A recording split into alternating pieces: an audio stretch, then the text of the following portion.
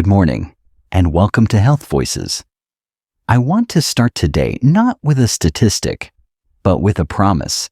Give me less than 2 minutes of your time. Twice a day, and I believe I can help give you back at least a decade of strong, healthy, independent living. That might sound like a bold claim, but it's based on a physiological truth that we as a society have forgotten. We see people getting older, slowing down, becoming frail, and we accept it as inevitable. It is not. The single greatest predictor of how long and how well you will live after the age of 60 is not your cholesterol number, not your blood pressure, but the strength you hold in your legs. When your legs weaken, it isn't just a problem of mobility. It is a siren call that your entire metabolic and hormonal system is in decline. It is the first and most important warning sign. But it is also the one thing you have the most direct power to reverse, starting today, right in your own home, without any special equipment. Today, we are not just talking about exercise. We are talking about reclaiming your future. That is an incredibly powerful start, Dr. Morgan. Welcome. For our audience just joining us, that was Dr. Morgan, our expert on healthy aging and musculoskeletal health. And doctor, your promise, a few minutes a day for a decade of longevity, is exactly the kind of empowering message we want to bring to our viewers. You're saying that the foundation of youth, so to speak, is literally our foundation? That's the perfect way to put it, Sarah. Your legs are the foundation of your house. When the foundation crumbles, it doesn't matter how nice the paint is on the walls. The whole structure is at risk. Your leg muscles, specifically your quadriceps, glutes, and calves, are the largest muscle groups in your entire body. They are your metabolic engine. When you work these muscles, you are sending a powerful signal to your entire body. You're telling it to stay young, to stay strong, to rebuild. And this goes beyond just building muscle for strength, doesn't it? You're talking about a deeper systemic effect. Precisely. This is about hormones and cellular energy. When you perform compound movements that engage these large leg muscles, your body responds by releasing a cascade of beneficial hormones. We're talking about growth hormone, which is essential for tissue repair, and even testosterone, which is crucial for both men and women in maintaining muscle mass and bone density as we age. Furthermore, your muscles release powerful little proteins called myokines every time they contract. Some researchers call these hope molecules because they travel throughout your body, reducing inflammation, improving insulin sensitivity, and even boosting brain health. A strong leg workout is one of the most potent anti-inflammatory and brain-boosting activities you can do. Hope molecules. That's incredible. So every time we challenge our legs, we are literally releasing healing, anti-inflammatory signals throughout our entire body. And you also mentioned cellular energy? Yes, and this may be the most important point of all. Your leg muscles are packed with mitochondria. These are the tiny power plants inside every one of your cells that convert food into energy. As we age, we tend to lose mitochondrial density and function, which is a core reason we feel fatigued and our metabolism slows down. Working your legs is the single most effective way to tell your body, build more power plants. The more mitochondria you have, the more efficiently your body can manage blood sugar, burn fat for fuel, and generate the energy you need to feel vibrant and alive. Strong legs are your internal safety valve against the progression of metabolic diseases like type 2 diabetes. This completely reframes the idea of exercise. It's not about punishment or aesthetics. It's about upgrading your body's entire operating system from the cellular level up. I am convinced. So let's get practical. For our viewers at home, what is the first, most fundamental exercise they should start with? The first one is simple, accessible to nearly everyone, and targets a muscle group I call the second heart. We're starting with calf raises. This is the true beginning of building your foundation, and the progression is very gentle. For safety, especially when you're starting out, I recommend holding onto a sturdy chair or a stair rail. The simplest version is standing on the floor and rising up onto the balls of both feet, holding for a second at the top, and slowly lowering yourself back down. The key is slow, controlled movement. Don't bounce. Feel the muscle contract. Once you can comfortably do 20 or 30 of those, you can progress to doing them on one leg at a time. And why do you call the calf muscles our second heart? Because that's functionally what they are. Your heart pumps blood out through your arteries, but it needs help getting that blood back up from your lower legs against the force of gravity. This is the job of your calf muscles. Every time you take a step or flex your calf, the muscle contracts and squeezes the deep veins in your legs, physically pushing the blood upward. This is called the calf muscle pump.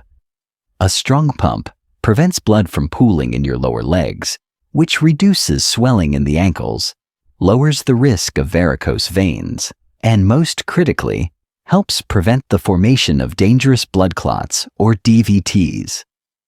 Weak calves mean poor circulation, period. So every calf raise is not just strengthening the muscle, it's actively improving our entire circulatory system from the ground up. Exactly. And there's a bonus benefit that recent science has uncovered. There's a muscle deep in your calf called the soleus. Researchers have found that performing small-seated calf raises, what they call soleus push-ups, can have a remarkable effect on managing blood sugar. If you sit after a meal and simply pulse your heels up and down, you are activating this muscle, which then pulls glucose out of the bloodstream for energy, helping to blunt a post-meal glucose spike. It's a fantastic tool for anyone managing blood sugar. Once you're strong with one-legged raises on the floor, you can increase the difficulty and the benefit by moving to a stair. Place the ball of your foot on the edge of a step, allowing your heel to drop down below the level of the step. This gives you a much greater range of motion and a deep stretch. From there, you push all the way up. I now do 40 of these on each leg, on one foot, every single day. It builds incredible stability in the ankle, which is your first line of defense against a fall. That is just packed with value. It's for balance, circulation, blood sugar, and fall prevention, all from one simple movement. Okay, what is the second essential exercise? This is where I think many people get intimidated. This is where we address the biggest muscles in the body, the quads and the glutes. And we're going to do it by embracing a philosophy I call exercise snacks. The biggest barrier to exercise for seniors isn't ability. It's the perceived hassle. Changing clothes, driving to a gym, waiting for machines. It's overwhelming. An exercise snack is a short, potent burst of activity you can do in your regular clothes, right in your home. And your staircase is the single best piece of gym equipment you own. So, exercise number 2 is the stair squat or split squat. So you're using the motion of climbing stairs, but in a more deliberate, strength-building way? Precisely. Again, hold onto the rail for balance. Start on the 3rd or 4th step from the bottom. Place one foot on the step and your other foot on the floor. Now, all your focus is on that top leg. Push through the heel of that top foot to lift your body up, bringing your other foot to meet it on the step. Then, slowly lower the back foot down again with control. That's 1 rep.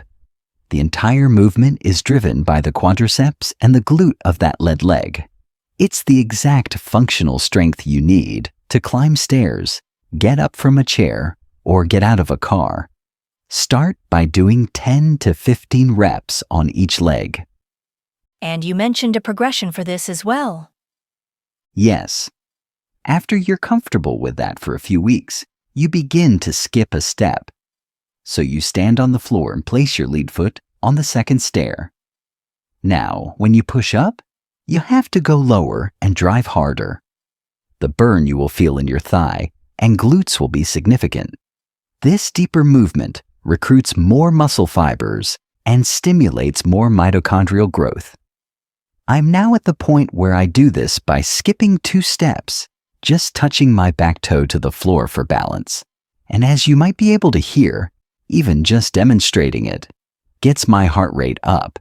It's a powerful metabolic workout. And what's so brilliant about this is that it demolishes the excuse of, I don't have time, or I don't have a gym membership.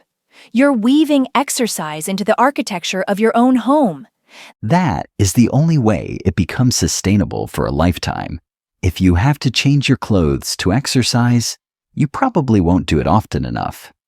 I do these exercise snacks in the morning when I wake up and in the evening before bed. They are gentle enough that they actually help me sleep. This is about building strength into the fabric of your daily life. I love that. Building strength into the fabric of daily life. Now, the source material also mentioned lunges. How do they fit in, and are they appropriate for most seniors? That's a great question. The third exercise to be aware of is the lunge. I consider this a more advanced progression, or an alternative for those who are already quite strong and have good balance. The primary difference between a split squat and a lunge is that in a lunge, you typically keep the back leg straighter. This provides a much deeper stretch for the hip flexors and groin, which is beneficial. However, it also presents 2 challenges for many seniors. First, it demands significantly more balance. Second, it can encourage you to arch your lower back if you don't have good core control, which can lead to strain. I used to do many weighted lunges, but I find for daily practicality and safety, the stair squats are superior. They provide 90% of the benefit with less than half the risk of imbalance. So my advice is to master the calf raises and stair squats first. Once those feel easy, you can explore adding lunges carefully, always using a chair or wall for support initially. So, master the foundation before adding complexity. That seems like wise advice for anything in life. Now, doctor, a crucial question. What about viewers who are listening to this and thinking, this sounds great, but I have terrible knee pain, or I use a walker and can't stand on one leg? Is it too late for them? Absolutely not.